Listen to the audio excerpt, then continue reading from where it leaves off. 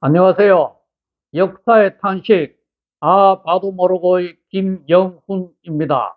여러분은 십자가 그림을 그린 궁지를 앞세우고 조선의 강토를 짓밟은 임진왜란 당시의 기독교인 무장 고니시 유키나가를 어떻게 생각하십니까? 그 사람이 일본 사람이기 때문에 무조건 싫습니까? 그는 전쟁을 막기 위해 거짓말을 했지만 그래도 전쟁이 발발하자 전쟁을 빨리 끝내기 위한 강화회담에서 또 거짓말을 했는데 도대체 어떤 마음으로 거짓말을 했을까요? 십자가 궁지를 앞세운 그가 일본과 조선에서 벌어진 수많은 전투에서 앞장을 섰을 때 고니시 유키나카의 마음은 어땠을까요? 조선 왕조실록에 의하면 고니시 유키나카는 소서 행장으로 기록이 되어 있는데 1558년에 태어난 것으로 추정이 됩니다. 그는 일본의 천황이 머무는 교토에서 태어났는데 아버지 고니시 유사가 일찍 기독교인이 되었기 때문에 기독교인으로 자라며 6세에 세례를 받았으며 세례명은 아우구스티노였습니다. 아버지 고니시 유사는 시코쿠의 사카이에서 약대상으로 큰 돈을 벌었고 선교사들과 지냈을 뿐만 아니라 기독교인 상인들과도 친하였으며 당시 일본 통일을 꿈꾸는 오다 노부나가와도 친하려고 노력했습니다. 그 당시 일본 사회는 약 100여 년 동안 지방의 영주와 그 휘하의 사무라이들이 서로 이합 집산하면서 서로 패권을 잡기 위해서 피 흘리며 싸우는 senkoku 시대, 즉 일본판 전국 시대였습니다.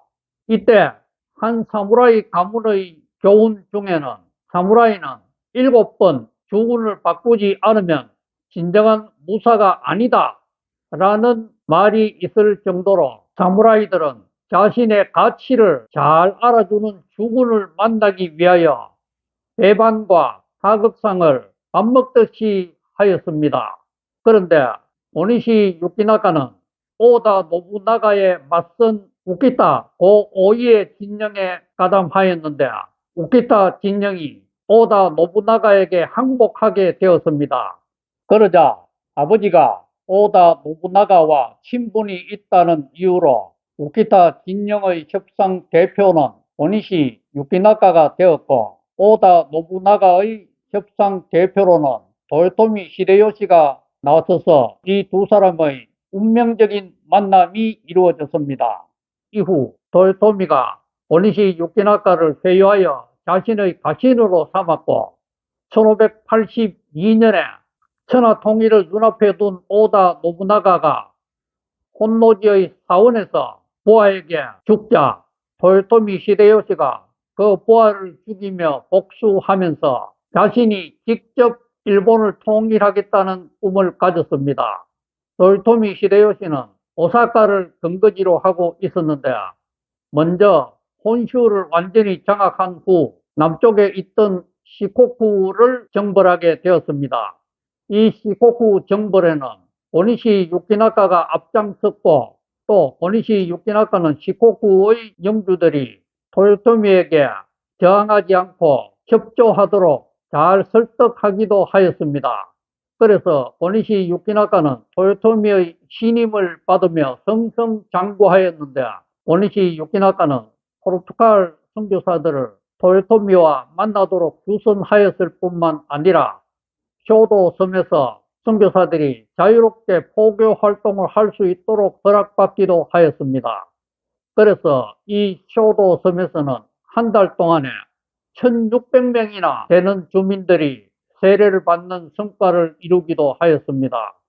그래서 포르투갈 선교사들은 이 고니시 유키나카를 세례받은 자랑스러운 일본인 기독교인으로 본국에 소개할 정도였습니다.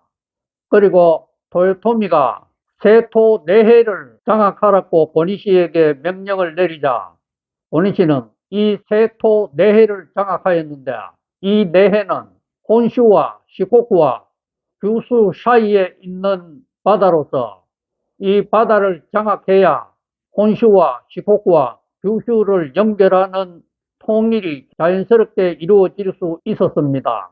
그래서 이 세토 내해를 장악한 오니시 유키나카를 포르투갈의 선교사인 프로이스는 바다의 사령관이라고 불렀습니다. 그리고 규슈를 정복하게 된 도요토미 히데요시는 기독교를 탄압하는 정책을 펼쳤는데, 이때 오니시 유키나카는 도요토미 히데요시의 정책을 따르며 선교사들이 자기 영지에서 물러나도록 하였습니다. 그렇지만 도요토미는 이미 기독교인이 된 사람들의 신앙생활은 보장하였기에 오니시 유키나카와 그 시하의 기독교인들은 모두 자신의 신앙을 지킬 수가 있었습니다. 또 오니시는 기독교 탄압으로 공경에 빠졌거나 몰락한 기독교인 영주들을 도와주기도 하였고, 토요토미 히데요시는 오니시의 이런 기독교적인 생활을 묵인하기도 했습니다. 그리고 큐슈를 장악한 토요토미는 큐슈 한복판의 시고 지방을 자신의 친척인 카토 기요마사와 오니시 유키나카에게 영지로 하사하였습니다. 이 두 사람은 시고를 남북으로 나누어 남쪽은 오니시가, 북쪽은 카토가 통치하였습니다. 그런데 남쪽 시고 지방에 가까운 아마쿠사에서 큰 저항이 일어나서 카토와 오니시는 합동으로 아마쿠사를 평정하였고, 그 이후 아마쿠사는 오니시 유키나카의 통치하에 놓이게 되었습니다. 그리고 또 오니시 유키나카는 규슈 북쪽의 영주들이 도요토미에게 협조하도록 하기 위하여 이들과 친하게 지냈는데, 조선과 친하게 지냈던 규슈의 북쪽에 있던 섬 서시마의 영주 아들 소 요시토시를 오니시 유키나카는 자신의 사위로 삼기도 했습니다. 이때 도요토미는 서시마 영주에게 조선의 국왕이 일본에 입조하여 자신을 상왕으로 모시는 알현 의식을 거행하도록 하라고 명령하였고, 오니시도 이 명령을 따르도록 서시마 영주를 설득하였습니다. 그래서 어쩔 수 없이 오니시의 사위인 소 요시토시가 서시마를 대표하여 조선으로 건너가서 조선의 국왕인 선조를 만났지만 차마 일본에 입조하라는 말을 할 수가 없어서 토요토미가 조선이 일본에 통신사를 보내주기를 원한다고 말하였는데, 이는 오니시가 사위에게 시킨 것이었습니다. 당시 조선에서는 일본이 곧 조선을 침공할 것이라는 소문이 파다했기에 이 소문을 확인하기 위해서 통신사를 보내기로 결정하였습니다. 오니시는 조선에서 오는 통신사를 항복사절단이라고 토요토미를 속였고, 이 토요토미는 기분이 좋아서 조선에게 정명향도, 즉 일본이 명나라를 칠 터이니 조선이 그 길 안내를 맡아줄 것을 요구하였습니다. 그러나 오니시는 이 말을 곧이곧대로 전할 수가 없어서 길 안내 대신에 길을 빌려달라고 정명가도로 바꾸어 말했습니다. 통역을 통해서 정명가도를 들었지만 조선은 일본이 명나라를 친다는 그 자체를 수용할 수 없었기 때문에 거절하였고, 통신사가 다녀간 후 1년이 지난 1592년 음력 4월에 마침내 일본은 오니시 유키나카 카토 기요마사를 선봉장으로 하여 부산포 앞바다에 왔습니다. 누가 먼저 상륙할 것인가를 추첨한 결과로 오니시가 부산포 앞바다에 먼저 상륙하게 되었지만, 그 이후 두 사람은 서로 한양에 먼저 입성하기 위하여 치열한 경쟁을 하였습니다. 그리고 10일 후 상주에서 오니시가 조선 관군과 싸울 때 오니시는 토요토미 히데요시의 이름으로 편지를 하나 적어 조선의 이덕형을 상주로 보내어 오니시와 함께 대화를 하도록 요청하는 편지를 보냈습니다. 그리고 이 상주에서 이긴 오니시는 충주에서 신립이 이끄는 조선의 기마병과 싸웠는데, 이때 멀찍이서 이 싸움을 구경만 하고 있던 카토 기요마사는 오니시가 보낸 편지를 들고 있던 사람을 잡아서 그 편지 내용을 알게 되었습니다. 그래서 카토 기요마사는 오니시를 더욱 의심하게 되었고 경계하면서 두 사람의 사이는 원수지간으로 변해가기 시작했습니다. 오니시 유키나카는 한양에 가장 먼저 입성하였고 그날 뒤늦게 카토 기요마사도 한양에 입성하였는데 오니시가 가장 먼저 한양에 입성하기를 서둘렀던 이유는 자신이 그동안 했던 거짓말이 탄로나는 것을 막기 위함이었다고 합니다.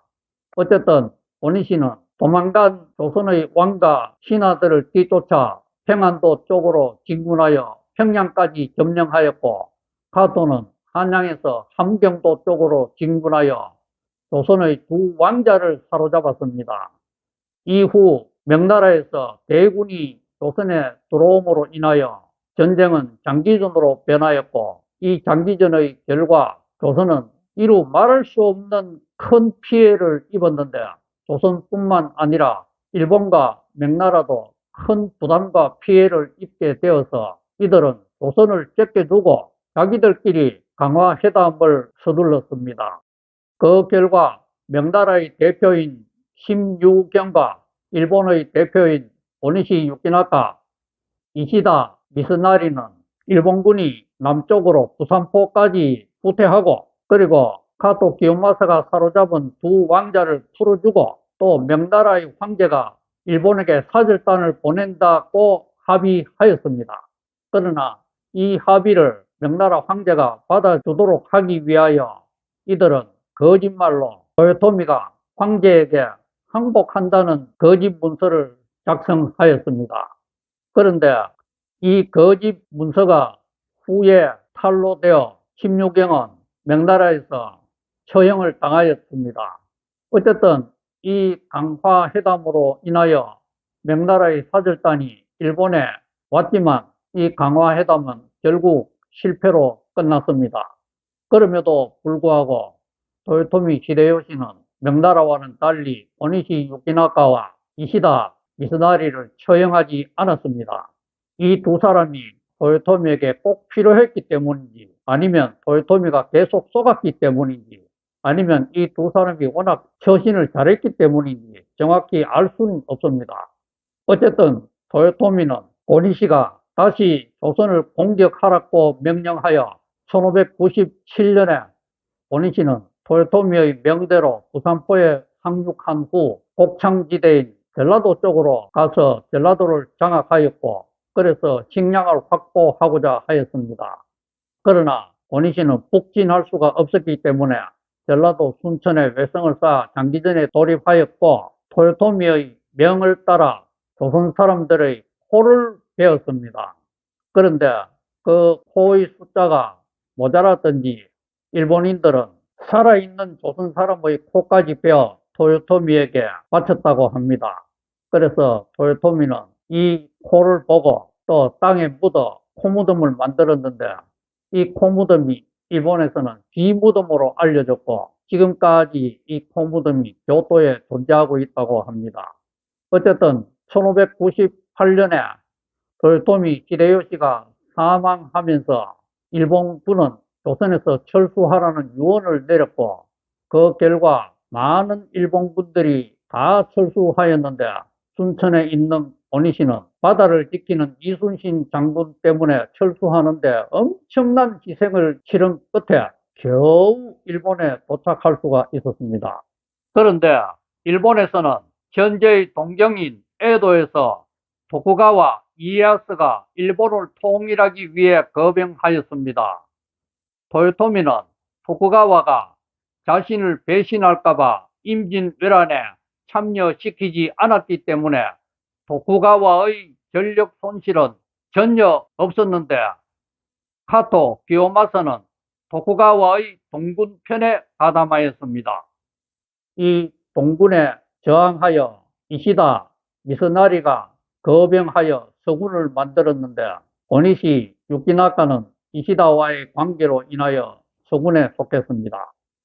1600년 새끼가하라에서 벌어진 동군과 서군의 대격돌은 팽팽하게 진행되었는데 서군에서 도쿠가와와 밀통을 한 배신자가 나오면서 전투는 동군의 승리로 끝났습니다.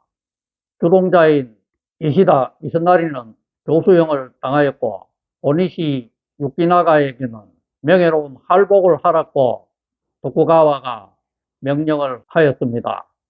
그러나 자살해서는 안 된다고 가르친 기독교 정신에 투철했던 오니시 유키나가는 할복 대신에 교수형을 택하여 죽었습니다. 오니시가 죽은 이후에 오니시 휘하에 있던 많은 기독교인들은 어떻게 되었을까요? 오니시 휘하에서 십자가 군기를 앞세우며 전쟁에 참여했던 일본군들이 조선인들의 코를 벨 때에 그들의 마음은 어땠을까요? 또 이를 지켜보던 오니시의 마음은 또 어땠을까요? 오니시가 죽은 지 38년이 지난 1638년에 아마쿠사의 기독교인들이 에도 막부에 저항하는 반란을 일으켰는데 이 사건에 대해서는 다음 주에 소상히 살피도록 하겠습니다. 감사합니다. 하나님 복 많이 누리세요.